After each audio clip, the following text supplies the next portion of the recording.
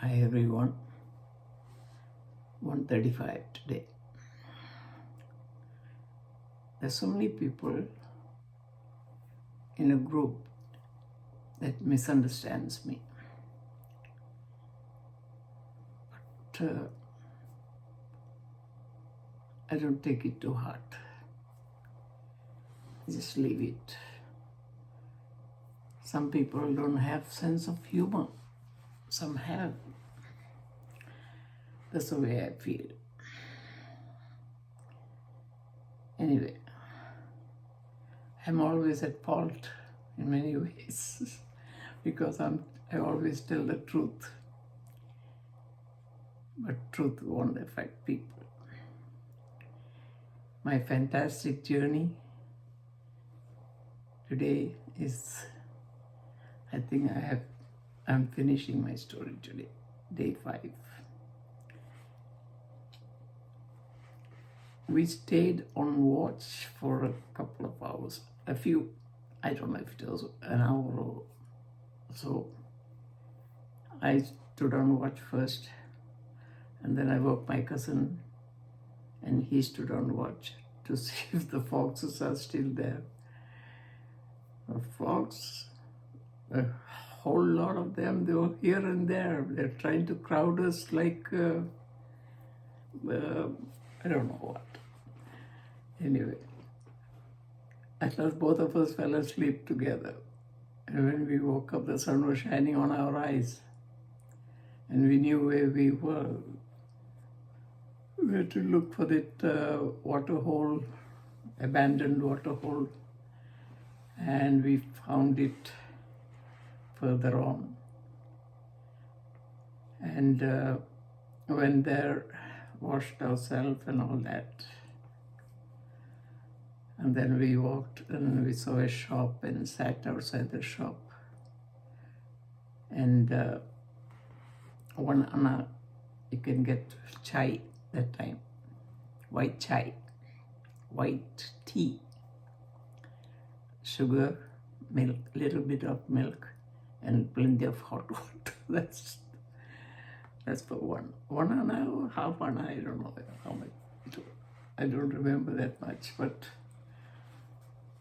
then we drank that from there. He wasn't very kind to give us anything. He was just opening the shop and he didn't have anything to give us either. It was about 8:30 or something. The time had just passed and we had to set off again. So we set off, and I'm sure some cousins of mine who are still living will remember the incident, that how it took us so many days to return. Anyway, it doesn't matter. And 2 of those cousins are still living. My cousins' 2 sisters, they will remember this, but when I see them next, I will ask, because it's an old story. Then we started walking, and we walked and walked. It took us hours, and we sat down under mango trees. And there's no mangoes. If there were mangoes, we could have climbed and got a mango, or he threw a stone and got a mango. But it was not the mango season or anything. I don't know what season it was. Anyway, it was not rainy season either. So we escaped the rain. Then we reached Valavatnam. Oh, by the way, when we reached Payanur, I had my mother's father, Namburi, his madam, his palace-like place, was somewhere in Payanur. Only thing is I didn't know the place. I didn't know the name. I couldn't remember the name. Anyway, if we had gone there, we would have had a slap up meal, fantastic vegetarian meal. But I didn't even know the place. I didn't know how to get there. We could have asked, but anyway, we carried on walking from there. It's all mostly sandy places and all. All that area is full of sand, mainly sand, not proper red mud like our place. And we walked and walked, and we reached this Valatnam, this thing, river or lake, whatever it is. And we started crossing the bridge. And we heard the train coming, so we ran back to the land. And as soon as we saw the train pass, we didn't know there was another bridge on the other side. Otherwise, I don't know how, if there was buses those days, I don't know how the buses crossed the bridge. It wasn't on the rail. I don't know if it was on the rail. I can't remember that far. But we managed to cross the bridge at last. It's a very long bridge. And we reached on the other side and walking towards Charakkal. Funny enough, we reached Charakkal and we were walking from Charakkal station because we didn't want to take shortcut just in case somebody noticed us. We didn't want anyone to know that we have been walking all this time. It was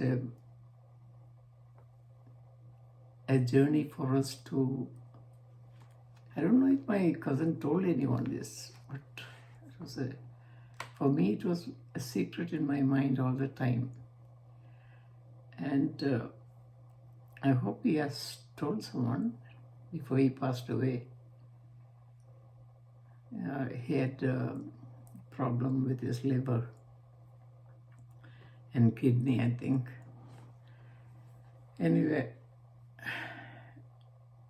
he just passed away recent, about maybe 5 years back. And we reached Charakkal and we were walking back from Charakkal. And my mother had knitted a name K with a yellow thread on my hanky. And the light from, I wish I had gone back to look for the money. And the light from the station, railway station, was shining onto that yellow of the hanky. And it was lying in between some grass. So nobody noticed it when they were passing. They must have thought it's a cloth lying there. It had K on it with a yellow stitched on. And I found it. I picked it up, opened it, the money was still there. I gave half of it to my cousin and half I kept. And then when we reached home, my uncle was there with a cane. He gave us a hit. Both of us got one cane without asking any question. We didn't say anything, but we had tears running out of our eyes. Both of us looked at each other and we just collapsed there. We didn't know anything after that. He thought he hit us and he killed us. My uncle has no right to hit me my mother's younger brother, or his brother-in-law. He has no right to hit any of us. But he had a long cane and he hit us. But after we reaching there, when he hit us, after hitting us, just tears running down our cheeks. And my mother was there watching, and we just collapsed there, both of us. And nobody asked us why, how, or what. We didn't say to anyone anything. We just kept quiet. That was the end of our fantastic journey. But it was a journey to remember. So we remembered. So bye for now. Something else tomorrow. So take care. Love you all. It's our adventure finished. And another story begins tomorrow, perhaps. Subscribe if you can, but it's up to you. Bye. See you again, I hope. My sadness still goes on for my brother and my lost granddaughter.